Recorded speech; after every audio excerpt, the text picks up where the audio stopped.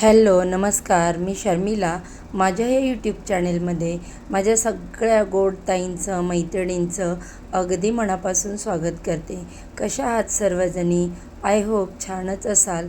आणि हो, तुम्ही माझ्या कालच्या व्हिडिओला जे प्रेम दिलं त्याबद्दल देखील तुमची हृदयातून खूप सारी आभारी आहे. बघा, आता मी या 2-3 आठवड्यामध्ये डेली रुटीनचे व्हिडिओज तुमच्यासोबत शेअर केले नव्हते, परंतु आपल्या किचनमध्ये साफसफाईचे काही ट्रिक्स किंवा मग साड्यांच्या घड्या वगैरे अशा वेगळ्या विषयावरती व्हिडिओ शेअर केलेले होते. परंतु मला एका ताईंची कमेंट आली की ताई, तुमचे डेली रुटीनचे व्हिडिओ पाहायला आम्हाला फार आवडतात. तुमचे प्रसन्न असे सकाळचे देवघर पाहिले की मन प्रसन्न होतं. त्यामुळे तुम्ही डेली रुटीनचे व्हिडिओ जरूर टाकत जा. तर म्हटलं चला आता त्या ताईंच्या कमेंट खातर आजचा मी डेली रुटीनचा व्हिडिओ तुमच्यासोबत शेअर करत आहे. तर इकडे बघा, मी माझ्या घराच्या बाहेर जे छोटीशी जागा आहे जिना, तर तो व्यवस्थित झाडून पुसून घेतला. तिथे पाणी मारलं, उंबरट्यावरती पाणी मारून पुसून घेतला आणि आता इकडे रांगोळी काढते. कारण बघा, उंबरट्यावरची रांगोळी ही माझी कधीही चुकत नाही. आपला मासिक धर्म सोडला तर नेहमी माझ्या उंबरट्यावरती रांगोळी असतेच. ही मला पहिल्यापासून सवय आहे आणि ही सवय माझ्या मम्मीमुळे मला लागलेली आहे. मी लहानाची मोठी होत होते त्यावेळेस हेच पाहत पाहत मोठी झाले की माझी आई कशी देवपूजा करते, रांगोळी वगैरे, उंबरट्याचं पूजन. तर त्या पद्धतीने मला देखील सवय लागलेली आहे. आता इथे अष्टलक्ष्मीचं स्थान असतं, तिथे हळदी कुंकू अर्पण केलं उंबरट्यावरती. तसेच रांगोळीवरती देखील हळदी कुंकू अर्पण केलं, स्वतःला हळदी कुंकू लावलं आणि नमस्कार केला. बघा ताईंनो, रांगोळी ही नेहमी हळदी कुंकू अर्पण करावं, पांढरी ती कधीच ठेवायची नसते. आता इथे तुळशी मातेचं पूजन मी करते. सर्वप्रथम इकडे तुळशीला पाणी घातलं, त्यानंतर तुपाचा दिवा प्रज्वलित केला, हळदी कुंकू लावलं आणि अगरबत्ती ओवाळून घेतली. ताईंनो बघा, उन्हाळा चालू झाला आहे म्हणून मी माझ्या प्रत्येक खिडकीमध्ये तुळशीजवळ असे पाण्याचे लोटे जे आहेत ते चिमण्यांसाठी, पक्ष्यांसाठी भरून ठेवत होते. पण तुळशीजवळ जो पाण्याचा लोटा भरून ठेवत होते ना, तर तिथे चिमण्या यायच्या, पाणी वगैरे प्यायच्या. पण ना, त्यांनी तुळसच खायला सुरुवात केली. तुळशीची पानं, फांद्या तोडून टाकायच्या. म्हणून मग मी आता तुळशीजवळ पाणी ठेवायचं बंद केलं.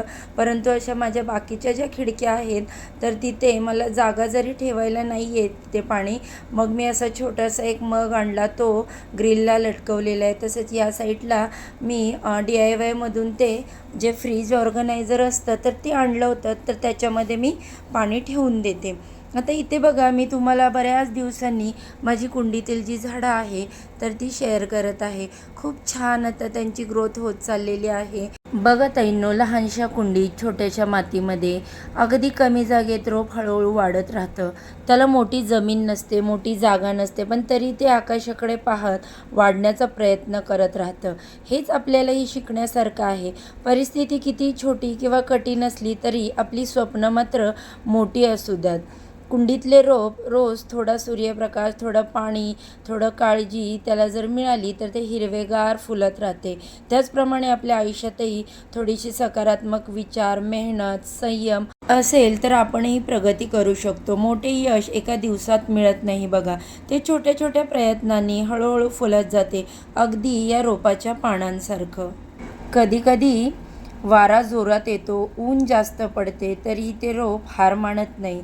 ते पुन्हा सरळ उभं राहतं आणि वाढत राहतं. हेच आपल्यासाठी प्रेरणा आहे. अडचणी आल्या तरी थांबायचं नाही, पुन्हा उभं राहून पुढे चालत राहायचं. म्हणूनच कुंडीतलं छोटंसं रोप आपल्याला सांगतं की जागा छोटी असली तरी स्वप्न मोठी असू शकतात आणि सातत्याने तुम्ही प्रयत्न केले तर तुमचं आयुष्यही हिरवंगार झाडाप्रमाणे फुलू शकतं. तर बघा, आता इथं सगळी मी झाडं तुमच्यासोबत शेअर केली. त्याच्यानंतर मी आता इकडे नाश्त्याच्या तयारीला लागले. तर आज मी नाश्त्यासाठी कोबीचा पराठा बनवणार होते आणि भाजी देखील आज कोबीचीच बनवणार होते. कारण बघा, एकदा कोबी आपण कट केला की तो फ्रीजमध्ये ठेवला तर त्याची टेस्ट पण बदलते आणि परत तो करायला देखील चांगला वाटत नाही. तर मग मी म्हटलं चला आज आपण भाजी देखील सुकी बनवूया कोबीची आणि सोबतच नाश्त्यासाठी पराठे देखील बनवूया. बऱ्याच दिवसापासून पराठे तर काही कोबीचे केलेच नव्हते. चीज पराठा होतो, मसाला पराठा होतो, आलू पराठा होतो, पण कोबी पराठा मी केलेलाच नव्हता. कारण मुलं कोबी खायचं म्हटलं ना की फार तोंड वाकडं करतात. म्हणून असं काहीतरी वेगळं असं मी बनवत राहते. तर म्हटलं चला आज कोबी पराठा करते आणि तो देखील तुमच्यासोबत शेअर करते. पराठा अगदी मऊ लुसलुशीत छान होतो, खायला पण सुंदर लागतो. असो, आता माझा इकडे नाश्ता बनवून झाला आहे, तर मी लगेचच कोबीची भाजी बनवत आहे. कारण मला आज माझ्या भावाचा टिफिन देखील द्यायचा होता. लवकरच तो जातो कामाला. कारण माझी मम्मी आणि भाऊ इथे आलेले होते थोड्या दिवसांसाठी. म्हटलं या थोडासा चेंजेस, कारण बघा मुलांची स्कूल, ट्युशन, एक्झाम याच्यामुळे मला तर काही मम्मीकडे जायला भेटत नाही. मग कधी अशी मम्मीची आठवण आली की मीच तिला बोलवून घेते माझ्याजवळ. तर म्हटलं चला मग आता त्याच्यासाठी मी टिफिन तयार करत होते. कारण माझं तर जेवण काही लेटच असतं, कारण सकाळी श्रीच्या पप्पांचा टिफिन वगैरे नसतो. त्यांना तिन्ही शिफ्टमध्ये काम असतं. जसं काम असेल त्यानुसार मग मी जेवण बनवत असते. पण आता याचा सकाळचा टिफिन होता म्हणून मग माझं जेवणाची तयारी लवकरच सुरू झाली. तर इथे मी कोबीची भाजी बनवून घेतली छान अशी. त्याच्यानंतर मग चपात्या बनवल्या आणि आता त्याचा टिफिन पॅक करत होते. अगोदर चपात्या वगैरे व्यवस्थित थंड करायला ठेवल्या, भाजी थंड करून घेतली. कारण बघत आहे ना उन्हाळ्याचे दिवस आहेत, त्याच्यामुळे जर आपण चुकून जरी गरम भाजी किंवा चपाती टिफिनमध्ये भरली तर त्या भाजीचा वास येऊ शकतो. कारण लंच टायमिंग कधी होतो कधी नाही, त्यांच्या कामानुसार डिपेंड असतं ना. त्याच्यामुळे मग मी सर्व व्यवस्थित असं थंड करून त्याचा टिफिन भरून एका साईडला ठेवून दिला. तोपर्यंत त्याची तयारी म्हटलं होईल आणि मग तो ऑफिसला निघेल. त्यानंतर आता मी म्हटलं इकडे पहिली देवपूजा करून घेऊया. कारण आता त्याचा टिफिन गेला, नाश्ता झाला आणि आमच्या जेवणासाठी देखील मी चपात्या बनवून ठेवल्या होत्या. म्हटलं नंतर जे बाकी राहील भाजी वगैरे पातळ भात तो नंतर मी कुकर लावून देईन. तर आता इथे सगळी माझी देवपूजा देखील झालेली आहे, ती मी तुमच्यासोबत शेअर करते. कारण बघा आपल्या चॅनेलवरती जेवढ्या पण ताई आहेत तर त्यांना माझी देवपूजा पाहायला खूप आवडतं. आणि मी एखाद्या दिवशी जरी देवपूजा नाही शेअर केली त्यांच्यासोबत तर त्यांना खूप त्या मिस करतात ना. तर मला कमेंटमध्ये सांगतात की ताई तू देवपूजा आम्हाला दाखवत जा, तुझे देवघर पाहिले की आम्हाला खूप प्रसन्न वाटतं. त्याच्यासाठी बघा मी थोडे का होईना रोज माझ्या देवघराचं शूट करून तुमच्यासोबत शेअर करतच असते. तर आज बघा मंगळवार असल्यामुळे मी इकडे मंगल कलशाची देखील स्थापना करत आहे. छान असा कलश मी घासून पुसून घेतला व्यवस्थित, त्याच्यातील पाणी चेंज केलं, हळद, कुंकू, अक्षदा, 1 रुपयाचं नाणं, त्याच्यानंतर सुपारी, फूल अर्पण केलं आणि कुलदेवीचे स्वरूप म्हणून आपण हा कलश पूजन करत असतो. तर मी इकडे तो कलश पूजन देखील करून घेत आहे. बघा ताईंनो, तुम्ही जर कलशावर नारळ पूजत असाल तर तो केसरवाला नारळ पूजा आणि उन्हाळ्यात तर रोज पाणी बदलून तो नारळ ओला करून संपूर्ण धुवून तुम्ही पूजत जावा. नाहीतर बघा नारळाला बुरशी येते किंवा मग नारळ गरमीने असा सुकला जातो आणि तो उगवत देखील नाही.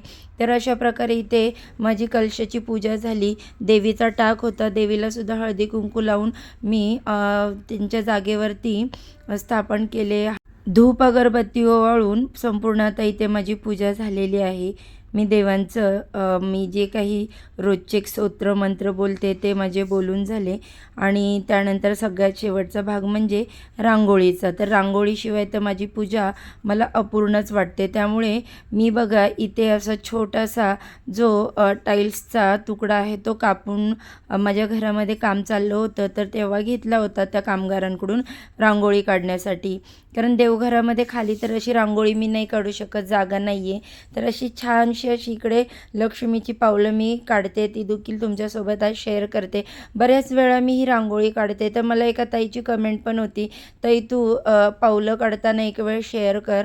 तर म्हणून मी आज त्या ताईच्या कमेंट्स खातीर म्हटलं चला आपण ही पावलं कशी काढतो ते देखील आपण शेअर करूया.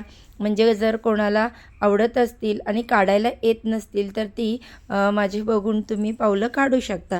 तर रांगोळी आता इथे छान अशी छोटीशी रोजचीच माझी असते. हे स्वामी समर्थांचा माझ्याकडे छाप आहे तर तो मी उठवतेच आणि मग पुढे कधी स्वस्तिक काढते, कधी लक्ष्मीची पावलं काढते, कधी एखादं फूल काढते डिझाईनचं. तर अशा पद्धतीने देवघरामध्ये माझी रांगोळी असते. तर माझी आता इकडे सगळी संपूर्ण पूजा झालेली आहे.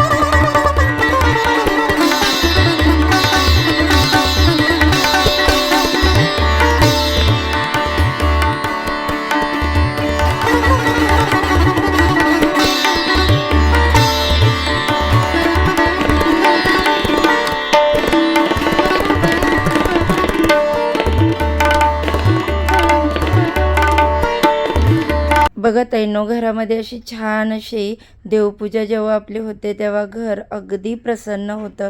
तुम्ही तुमच्या वेळेनुसार, टायमिंगनुसार, टिफिन, मुलांचे स्कूल यानुसार देवपूजेचा टायमिंग ठरवू शकता. तर आता बघा देवपूजा वगैरे झाली, माझं अर्धं जेवण बनवून झालं होतं. मग म्हटलं चला जी राहिलेली बाकीची क्लिनिंग होती आता तर मी ती करत आहे. तर इथे किचन काउंटर जो आहे तर तो माझा अर्बन वाईपचा स्प्रे आहे तर तो मारून मी स्वच्छ करून घेतला.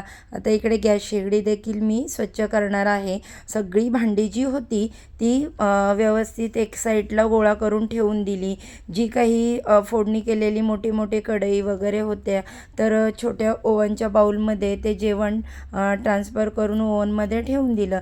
मग जेवताना काय थोडंसं नॉर्मल ओव्हनमध्ये गरम करून घेतलं तरी चालतं. परंतु जर भांडी आपण अशीच ठेवून दिली, फोडण्या दिलेले कढई, टोप वगैरे, तर ती मग जेवणानंतर घासताना खूप कंटाळा येतो. कारण ती सुकली जातात, हळदीचे पिवळसर डाग त्याला चिकटून राहतात. त्याच्यामुळे माझी ही नेहमीचीच पद्धत आहे. आणि बघा मी कुकर सगळ्यात आज शेवटी लावलेलं आहे कारण म्हटलं गरम गरम असा इंद्रायणीचा भात आणि मुलांना मसूर फ्राय खूप आवडते, हे मी तुम्हाला नेहमी शेअर केलेले. तर म्हटलं सगळं झाल्यानंतर मी शेवटी कुकर लावते आणि मग काय जेवणाच्या वेळेला मी फोडणी करणार होते मसूरला. आता इथे सगळी अशी व्यवस्थित माझे किचन काउंटरची साफसफाई, शेगडी वगैरे माझं सगळं काही साफ करून झालेलं होतं. भांडी घासून झाली तर ते मी तुमच्यासोबत शेअर करते. आता दिवसभर किचन आहे असा स्वच्छ आणि क्लीन दिसतो तर बघायला देखील छान वाटतो.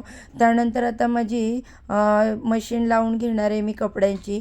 बाकीची माझी कामं होईपर्यंत जेवणं वगैरे मशीन होऊन जाईल कपड्यांची. जेवणं झाली की मग कपडे मशीनचे काढून सुकायला घातले की बरोबर ते मग 5 वाजेपर्यंत छान सुकतात. आता इथे माझी रोजची जी डस्टिंग असते तर त्याची मी तुम्हाला शेअर करते कशी करते. मी ओल्या कपड्यांनी देखील करते, परंतु कधी कधी मी असं देखील माझ्याकडे हा ग्लोव्ज आहे तर ह्यानी सुकी डस्टिंगसुद्धा करते. जर जास्त मेसी झालेले नसतील तर मी अशी सुकी डस्टिंगसुद्धा करते बघा. तर आता पुढे मी तुम्हाला एक गोष्ट ताईंनो शेअर करते. खरंच उन्हाळा आला की खूप गरजेचं आहे हे. आणि ज्याची बघा परिस्थिती असेल, 10 रुपये आपल्याला मिळतात ना तर 2 रुपये खर्च करावेत. हे बघ, हे आहे आईस बॉक्स. आता हे ह्याच्यामध्ये आपण आईस टाकायचा खाली आणि बॉटल्स ठेवायच्या. समजलं, कारमध्ये ठेवूया.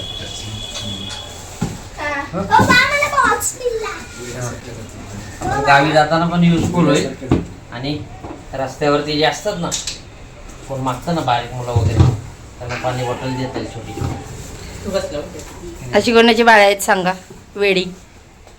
बघा ताईंनो, श्रीचे पप्पा जेव्हा सेकंड शिफ्टसाठी गाडी घेऊन जातात ना तेव्हा रस्त्यावर जी भिकाऱ्यांची मुलं फिरत असतात ना, तर आता ह्या उन्हाळ्याच्या दिवसात ते पैसे व खायला न मागता पाणी मागतात आणि त्यासाठी थंड पाणी म्हणून यांनी हा आईस बॉक्स आणलेला आहे गाडीत ठेवण्यासाठी. बघा ताईंनो, आपल्याकडे मनभर असेल तर कणभर देण्याची मनाची दानत प्रत्येकामध्ये असावी. असो, प्रत्येकाचे विचार. तर हा आजचा छोटासा व्हिडिओ मी जो तुमच्यासोबत शेअर केला तो तुम्हाला कसा वाटला, आवडला तर जाता जाता एक लाईक नक्की करा आणि व्हिडिओ संपूर्ण बघा. आणि अजूनही चॅनलला सबस्क्राईब केलं नसेल तर सबस्क्राईब करा. चला आजच्या व्हिडिओचा इथेच एंड करते. सर्वांना बाय.